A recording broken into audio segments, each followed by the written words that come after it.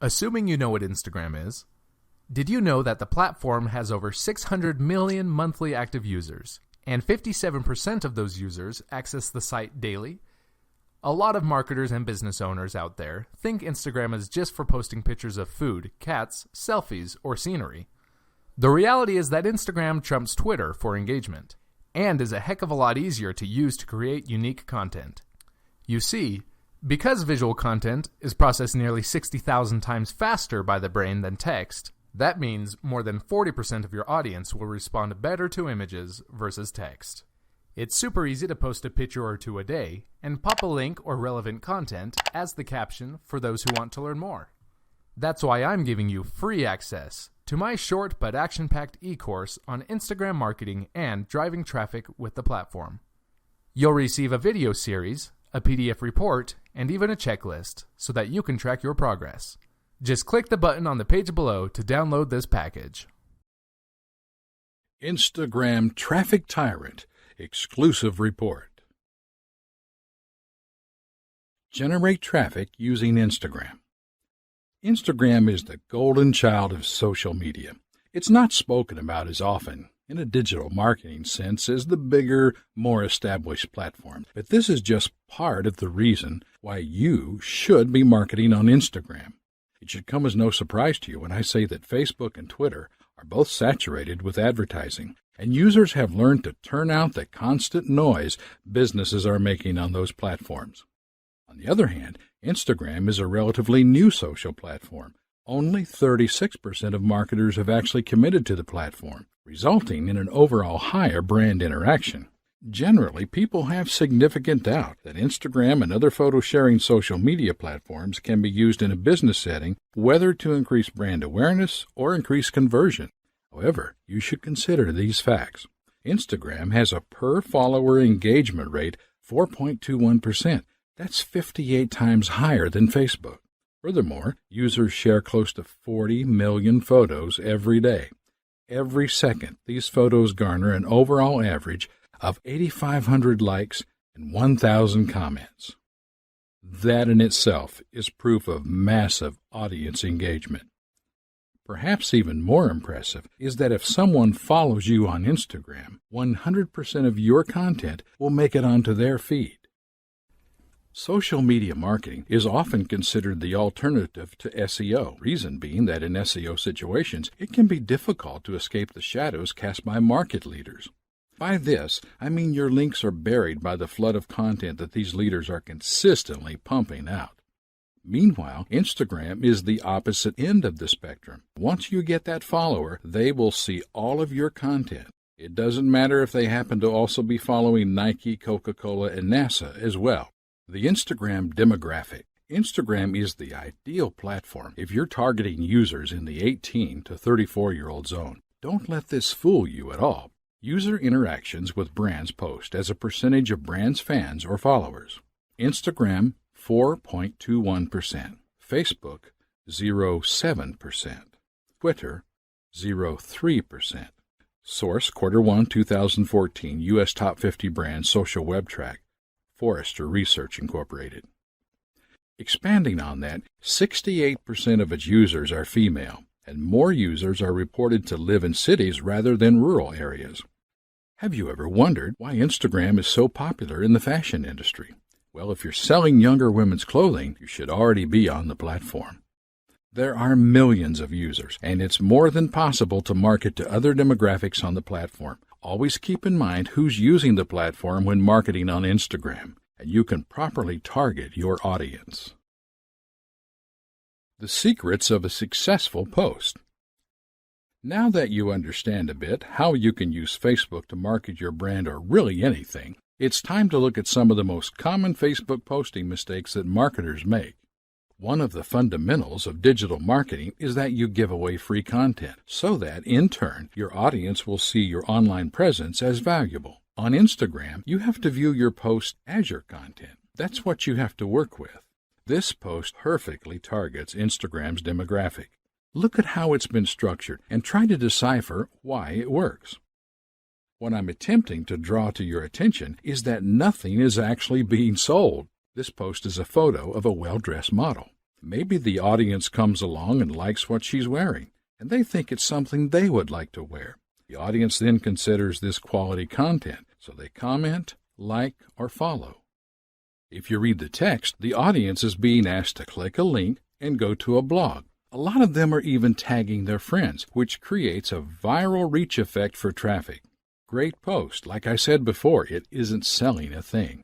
Social media marketing is all about being social, and it's important that you measure the success of a post by the overall audience engagement.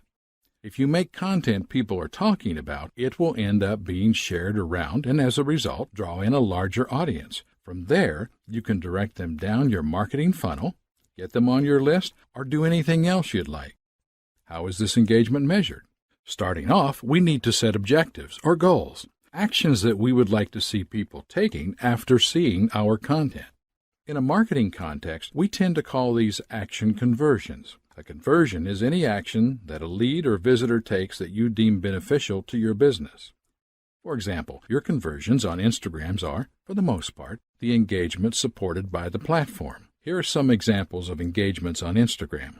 Receiving a like, a new follower, a user following a link to your landing page, a user playing a video. It's essential that you place focus on doing the social stuff first and understand that the sales and monetary payoff will come later. How to get people to do what we want. How would you normally get someone to do something for you? Think about that for a second. Generally speaking, you would ask them. Remember, we are marketing to people, not robots. If you scroll back up and look at the American Eagle's post, they are asking people to click on a blog post. Think of it like this. Your content is something you do for them. People love to reciprocate, so if you ask them to do something, they are more likely to do such.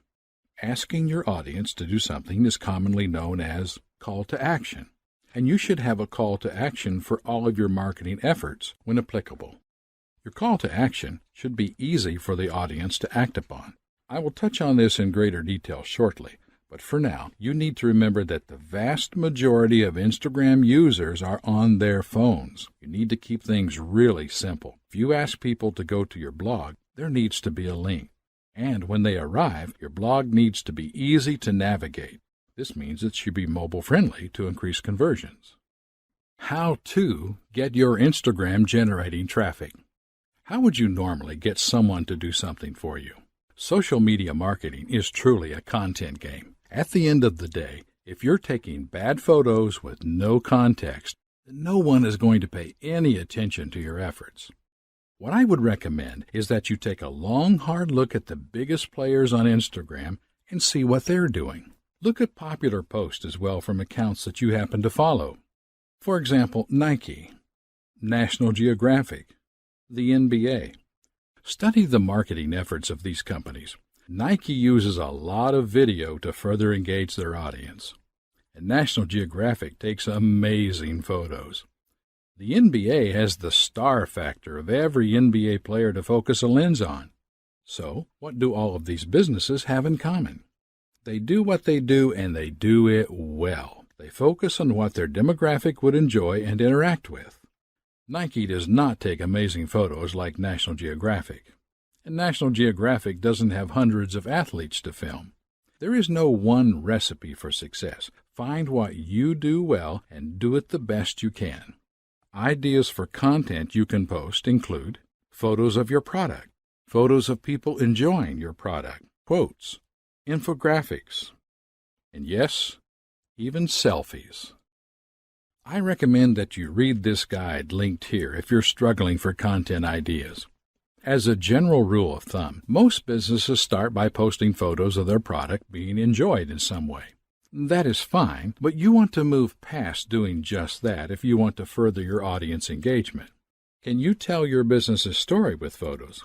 If, say, you own a tech company and you find yourself at an exhibition, by all means, bring a camera and document it for your audience so that they feel included. Make them feel like they're benefiting from the content of your post.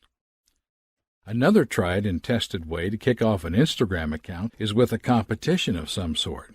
This works really well if you have an audience built up on another social media platform, which you can then use to cross-promote.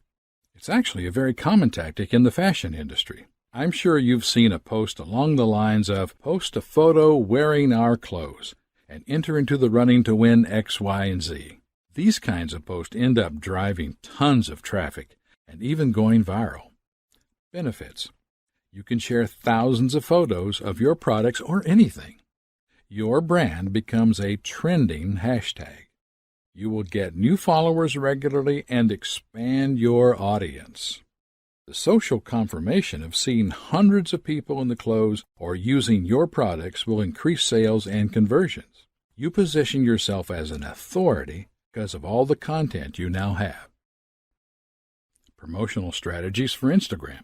In 2012, Facebook bought Instagram for a casual $1 billion. As a result, the two platforms are very well integrated. As such, you can post Instagram photos and videos directly to Facebook and vice versa. You should make it a point to have both platforms and use them to promote one another for optimal traffic and conversions. A lot of businesses just use Instagram as a kind of company portfolio in tandem with a Facebook account.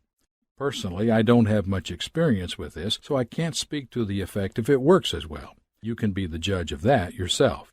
Promote your competitors. Social media is all about community. Businesses schooled in traditional marketing shy away from promoting their competition out of fear of losing sales.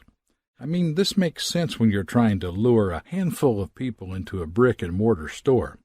But there are billions of people on the Internet. The customers you will gain far outweigh those which might spend money with your competitor. We're talking about an evergreen pool of ever-expanding leads that are all around the world on the Internet. Build your community around an actionable hashtag. One of the downsides of the platform is that Instagram feeds can be quite difficult to find on your own. You might not get to use your business's name as your username, and because of that, the only way to reach new audience is if your content is shared or liked frequently. A hashtag is a great way to reach a larger audience. Your hashtag will be displayed for people searching for similar content, and because of that, it allows more and more people to discover your content and brand. Businesses post hashtags around upcoming events and things they will know attract a lot of attention. Do some research on popular hashtags for your niche or market. As an example, these 4 hashtags are likely to attract the attention of people looking to eat in Austin, Texas. This is a clever use of hashtags to draw in an audience which wouldn't have otherwise found the account. On the other hand, hashtags need to be in good taste and relevant to not just the subject matter of your content, but your brand as well. You might think that more hashtags translates to more traffic, but if people find their way to your feed through an irrelevant hashtag, they will quickly leave and never return. Because of that, it's not a good idea to flood a photo with all sorts of hashtags. I generally like to recommend using 2 to 7, and of course they should all be relevant to the content of the post. There's nothing that looks worse than an account you can see is stuffing hashtags into their post. It detracts from the message and the text as the caption. Try to avoid using this kind of practice at all costs. By now you're probably wondering what not to do. Well, this is an example of a hashtag done in terrible taste. Have a look at how they could have done this way better. Gap is a clothing store that spans all sorts of ages and styles of clothing. Had they offered to donate clothes to the people affected, this would have gone super viral for the right reasons. Instead, they used the opportunity to promote their own products for more sales. Social media reputation management. I thought that I would include this because your social media reputation can make or break your business in a lot of ways. Truthfully, the power is with the consumer in this social media age. There are so many channels through which they can voice negativity about your brand, and bad reviews run the potential to cost you, your reputation, your audience, and in turn, your sales. When you're social media marketing, there are bound to be mistakes that happen. For instance, you might be tired and stressed, and you post something without thinking it through. Next thing you know, there's a constant stream of hate coming into your feed, and your sales take a hit, as does your reputation. What do you do at this point? Apologize? Apologize? Oh, and apologize. Many business owners will adopt an aggressive tone and start fights to defend their position and their brand. Comes to marketing, especially on the internet, you need to leave your ego offline and separate. This will only end up making it worse. We are all human and mistakes happen. Own up to it and have a go at making it right. I managed to conjure up a great example of this for us to look at. This nice pair of shoes are Nike's black and tan model. They were released on St. Patrick's Day, and they were intended to play homage to Guinness. Nike messed up. The name is shared with the Black and Tans, a violent British paramilitary unit. Long story short, they killed enough people in the 1920s that it's improper to name a shoe after them for that reason alone. So what do you think Nike did? Did they come out swinging and tell the Irish people to get over their past? Absolutely not. They apologized, shelved the shoe, and donated the profits to charity. The mobile nature of Instagram. In closing, we've now gone over in depth how you can position your business or brand as a valuable player on Instagram. You should now understand not only how to create valuable content, but also how to generate traffic and conversions with the platform. Instagram is first and foremost a mobile app. This represents a number of challenges that you have to consider at all times when marketing on the platform. If it can't be done with a thumb, it can't be done at all. You need to assume that the mobile user is the laziest human being on earth for the sake of benefiting both the viewer and your business. Instagram is optimized for the mobile device, and because of that, you need to think about every step of your buyer's journey, from viewing your post to where it may lead them. If your conversion is sending your audience to a blog, how optimized is that site for mobile devices? Is it going to look funky? Have you done the proper testing? All of these mobile sites have buttons on the top right side of the screen. But did you know the reason why? Well, the majority of people are right-handed, as statistics have proven. Any guesses as to why these clued-up companies would do a thing like that? They know the simple truth that you will lose sales if your site is not optimized for mobile devices at all, especially if you generate traffic through Instagram. Here's just a few other mobile device optimization considerations. Simple navigation. Minimize scrolling. Keep everything vertical. Hierarchy in menus. Back buttons. The world is increasingly mobile, and e-commerce is a billion-dollar industry which is constantly growing. Now, you might think I'm drifting from the subject, but Instagram will draw primarily mobile traffic, and you need to be aware of this and understand what it means for your marketing campaigns. Final thoughts. In closing, we've now gone over in depth how you can position your business or brand as a valuable player on Instagram. You should now understand not only how to create valuable content, but also how to generate traffic and conversions with the platform. As such, analytics are vital for tracking the buyer's journey. A massive advantage that digital marketing has over traditional marketing is that you can track a buyer every step of the way. If you follow the buyer's journey, you'll know exactly what to improve on and what areas to put more focus towards. In a nutshell, you need analytics if you want to market successfully online. Because you are using Instagram to generate traffic and market your brand, you need to ensure that the software you use can monitor mobile traffic. There are hundreds of products that will do this, and unfortunately, I am not going to recommend one over the other because I have no idea what you require for your business and your needs. I will, however, fully recommend that you take the time to do the research and invest in one. Finally, I hope this has helped you in some way with your digital marketing journey on the Instagram platform. Be sure to refer to this material again if you need to soak it up some more. Otherwise, the next step should be planning out your presence and your content for Instagram. Venture out and do some research on the popular accounts that are operating in the same market as you. Base your game plan on their positive results and always work to improve your campaigns by monitoring your own results.